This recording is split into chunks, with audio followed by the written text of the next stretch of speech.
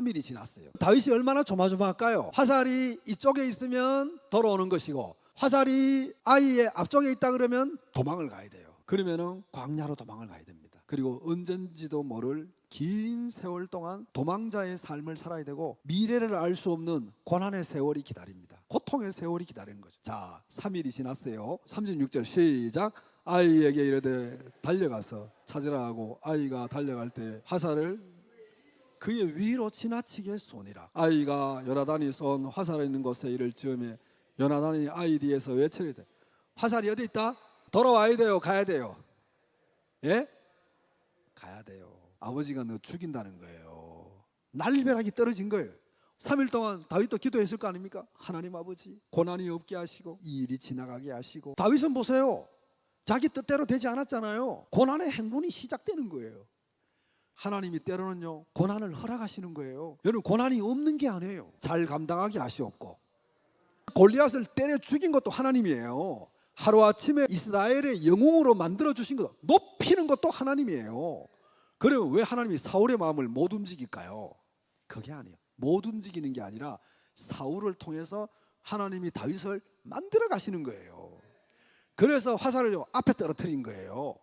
그래서 다윗이요 도망을 가는 거예요. 37절을 읽어보겠습니다. 아이가 요나단이 쏜 화살이 있는 곳에 이를 즈음에 요나단이 아이 뒤에서 외쳐리되 화살이 내 앞쪽에 있지 아니하냐 하고. 38절입니다.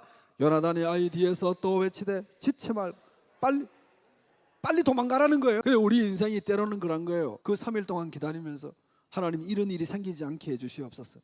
이런 어려움이 생기지 않게 해주시옵소서. 기도만 하면 항상 어려움이 없고 시련이 없으면 어떻게 우리가 단련이 되겠어요? 우리는 그렇게 기도합니다마는 다윗도 기도 안 했겠어요? 하나님의 계획을 모르니까. 하나님이 나를 향한 뜻을 모르고 나를 향한 섭리를 모르기 때문에 다윗이 3일 동안 기다리면서 하나님 아버지 내가 광야로 다름질하지 않게 해주십시오.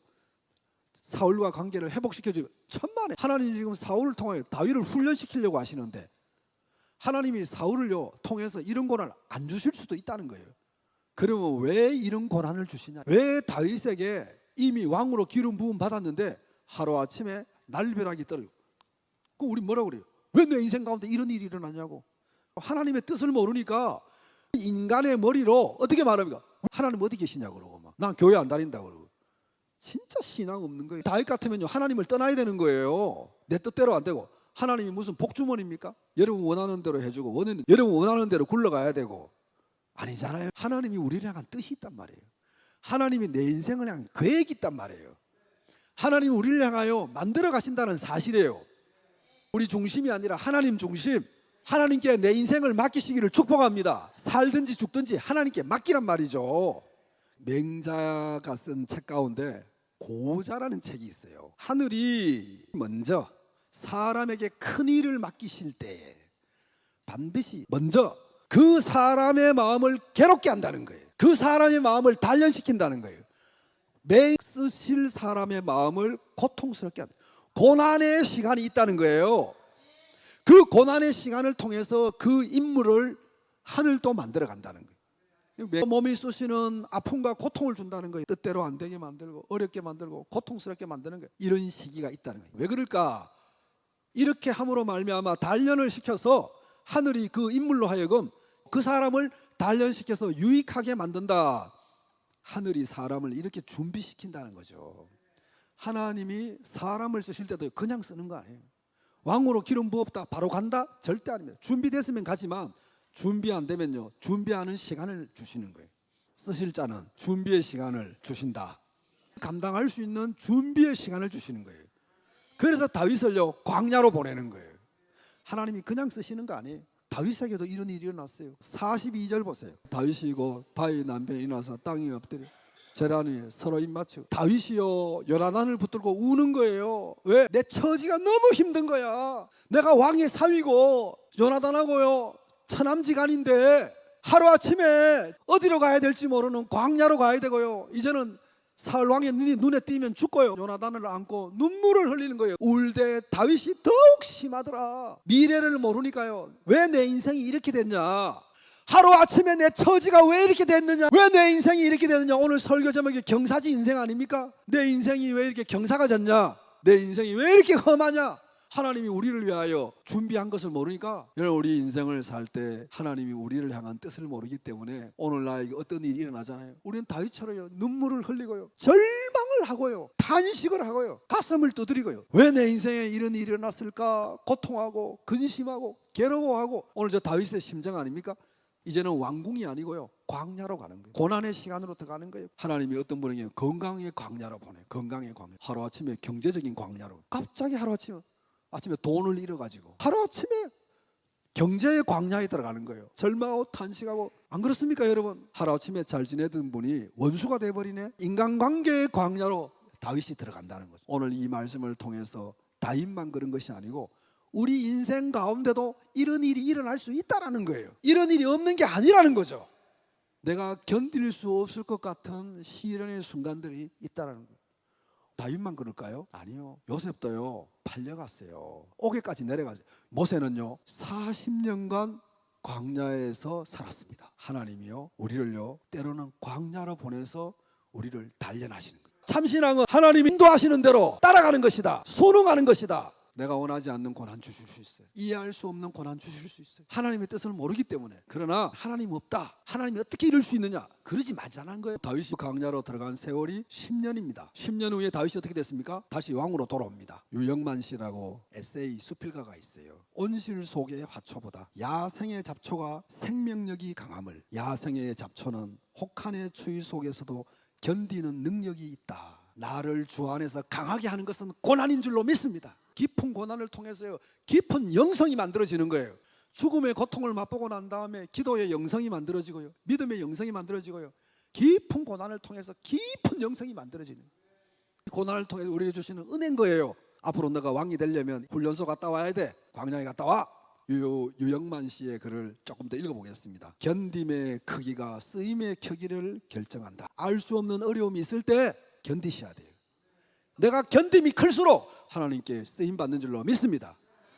좋은 와인은 경사지에서 자란 포도나무에서 비롯되고 당도가 높은 수박은 경사지에서 자라면서 온갖 스트레스 속에서 만들어진다. 프랑스에서 만들어지는 최고급 포도는 평지의 비옥한 땅에 뿌리를 박은 포도에서 생기는 것이 아니고 경사지에서 살아남기 위해서 몸부림치는 경사지의 포도나무에서 고급 와인의 포도가 거기에서 나온다는 거예요. 오늘 말씀의 제목이 경사지의 인생이에요. 내 인생이 경사지인 것 같고 그런 고통 속에 우리가 살아갑니다만 결국 그 경사지 속에서 영성을 배우고 강력한 뿌리 깊은 영성을 배워서 하나님을 깊이 만나고, 욥이 그랬잖아요. 내가 주를 예전에는 듣기만 하였사옵다오니 이제는 눈으로 주를 보나이다. 인생의 경사지에서, 고통 속에서, 어려움 속에서, 위기 속에서 뿌리 깊은 영성이 하나님이 원하는 영성을 갖추게 하는 줄로 믿습니다. 시편을 읽어보세요. 그 깊은 영성이 어디서 왔습니까? 다윗의 경사진 고난 속에서 그 많은 다윗의 영성의 깊은 은혜가 만들어진 줄로 믿습니다. 최고급 와인의 재료가 평지에서 나오는 것이 아니라 경사지에서 나온다. 대나무가 죽순을 틔우기 위해 땅속에서 5년간 묻혀 있다고 합니다. 5년 후에 뚫고 올라오는데 1년에 무려 12cm씩 자란답니다. 준비된 후에 올라오는 거예요. 그런 경사진 인생 속에서 하나님 우리를 만들어가는 줄로 믿습니다. 찬양하겠습니다.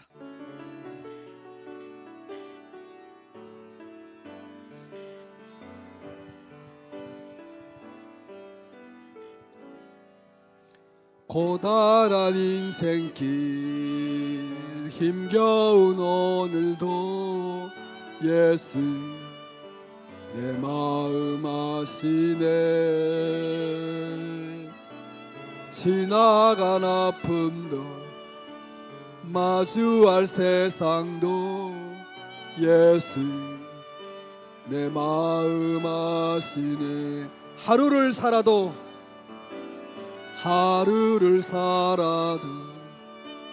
기쁨으로 가리 예수 늘 함께 하시네.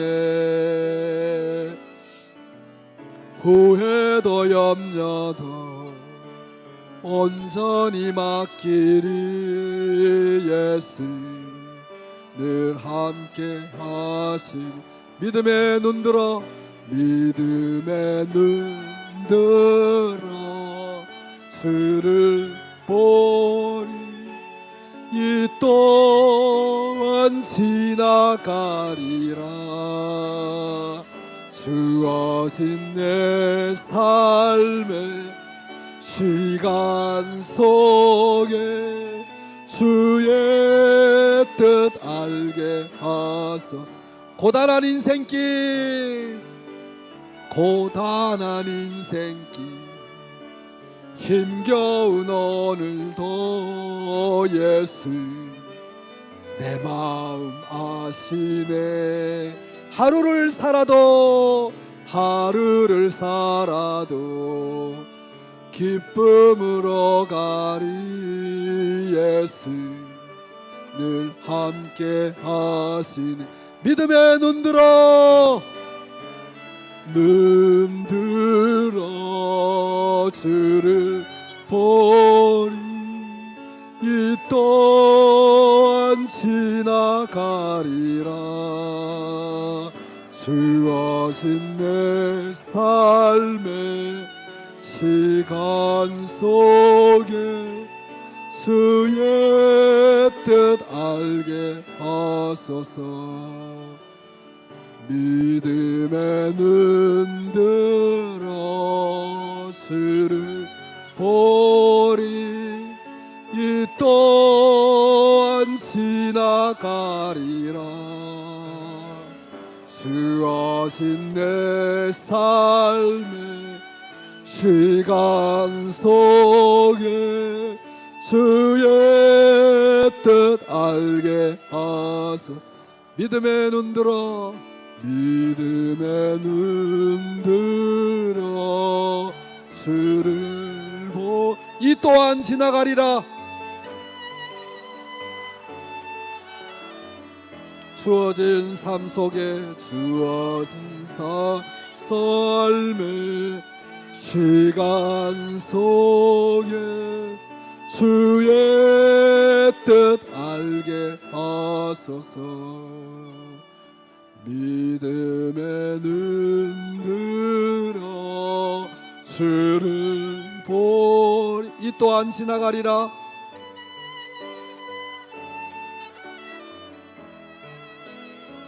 주 하신 내 삶의 시간 속에 주의 뜻 알게 하소서